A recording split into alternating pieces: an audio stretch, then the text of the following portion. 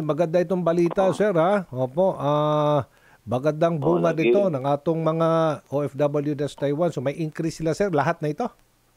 Tama yan, Adjo. Maswerte yung ating mga OFW doon, lalong-lalo yung ating mga factory workers. Okay.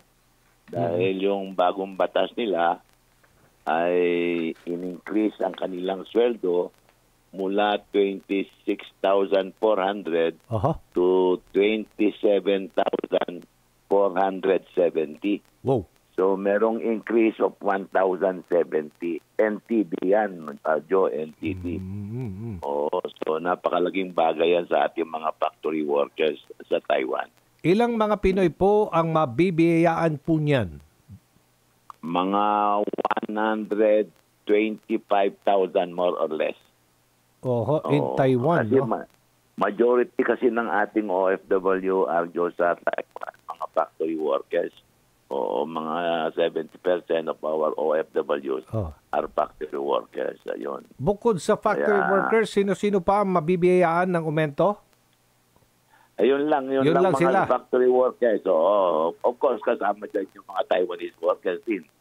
Pero nasama yung ating mga Filipino workers na factory. So from 44... ito. Opo. Effective kailan? Kaagad? January 1? January 2024. January 1. So from... Kaya malaking bagay. From 26,400 Taiwanese, ano ba ito, dollar? Tama ba? Taiwanese dollar. Okay. O 44,800 to 27,470 Taiwanese dollars or 46,699. Tama. Kaya, alam mo, Aljo, yung ating mga OFW, yung mga factory workers natin, hindi lang nagtatrabaho ng 8 hours a day yan. Kadalasan, marami sa kaliang nag-overtime.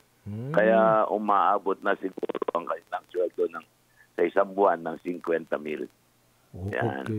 Maganda po yan sa Taiwan. So, ngayon pa, kumusta na po mga Pilipino ngayon sa Taiwan, Chairman?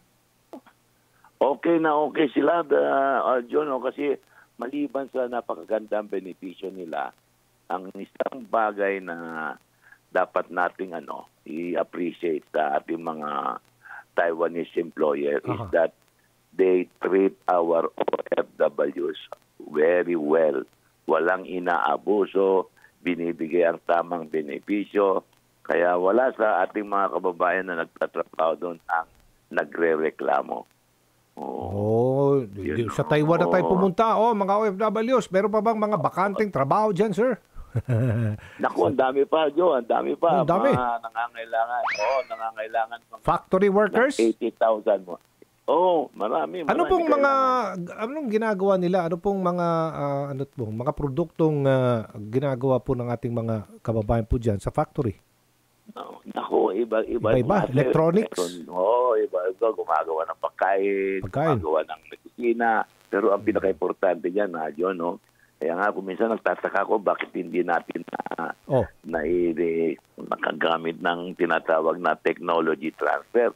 Yung paggawa ng semiconductor chips. Para sa cellphone ba yan? Alam mo, ang Taiwan, ang number 1 sa semiconductor chips. Mas malaki pa yan kaysa Amerika.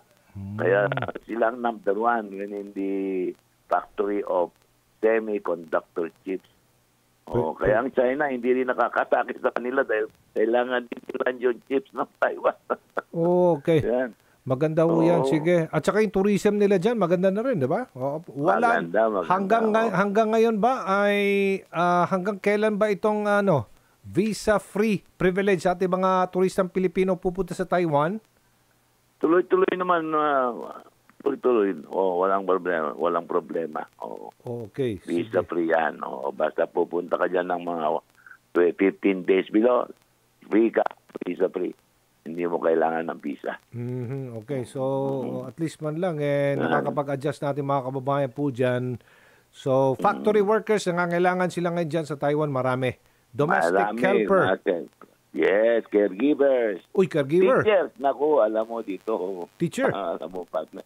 Teachers, alam mo din, ang teachers dito, pinakamababang sweldo, 120,000. Pesos? Yan ang pinakamababa. Diya na lang ka kung magtudlo, sir. Oo, mamagani. Basig mawatan tawag teacher sa Pilipinas. Wala bang tawag nito, banta ng China diyan sa Taiwan ngayon? Wala namang ganon? Meron, pero as usual naman yun. Alam naman natin na China want to attack. I mean, kung ako bakit ko atakin yan parehas din Chinese yan Oo nga. Isang lahi lang naman yan Opo. Oo, pangalawa, ba't mo sisirain yung isang bansa na ang ganda-ganda? Grabe ang infrastructure nila. Talo pa nila ang Amerika. Sa Taiwan? Sa Taiwan, no? Oo, tingnan mo. Hindi pa ako nakarating dyan, sir, Gusto ko pumunta dyan sa Taiwan. Ibigay kita, punta kita, bisita kita. Okay, kontakin kita dyan, sir, Pag pupunta ako ng Taiwan. Oo, anytime, partner. Maganda din dyan ang weather, di ba? Malamig. Ngayon, malamig. Meron din kasing winter doon. May winter din, May snow yata dyan sa mga bundok-bundok, di ba, ng Taiwan? Nagkaka-snow rin, Tama ka dyan.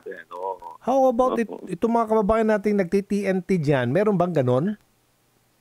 Meron din, pero alam mo, bihira. Kasi regular naman ang pagpasok, madaling pumasok Oo. Yung minsan lang nag-TNT dyan, yung expired ang kanilang kontrata. Okay. Ayun. Yung mga human trafficking, human smuggling cases dyan? Meron pero din. Ilan lang. Ganda ng Taiwan. Sige, sir. Okay. Mensahe na lang sa ating mga kababayan. Okay. Go ahead po. Okay, partner. Mensahe na lang. Anytime, just tell me. Sasulubungin kita, partner. Sige, sir. Takagad ako dyan. Happy New Year. Happy New Year. Salamat.